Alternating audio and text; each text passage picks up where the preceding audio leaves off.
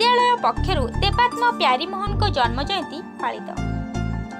कटक जिला माहांगा ब्लॉक श्रीकृष्णपुर पंचायत स्थित आचार्य प्यारीमोहन विद्या निकेतन पशुलंडार प्रधान शिक्षक पीतबास बेहेरा प्रत्यक्ष तत्वावधान में देवात्म प्यारीमोहन आचार्य 175तम जन्म जयंती पालित हो जाइछि।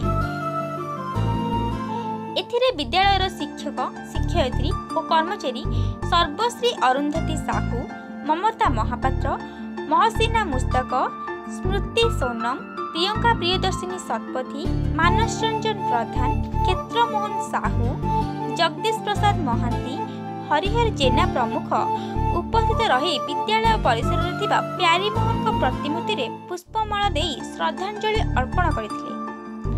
तासह देवात्मा प्यारीमोहन थिले साहित्य जगतर अप्रतिद्वंदी कलाजाई स्रष्टा। से ब्रिटिश सरकार विरुद्ध जेपरि भावे साहसिकतार सह विरोध करथिले एवं स्वाधीनता पाई निजको झास देथिले से समस्तक हृदय चिरस्मरणीय होई रहिबे बोली वक्ता माने मत पोषण करथिले।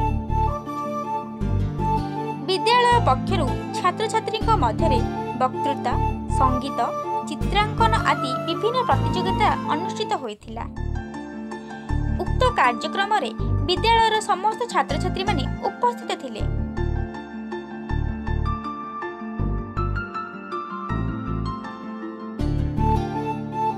कटकरू सस्मिता साहू को रिपोर्ट ओडिया टुडे।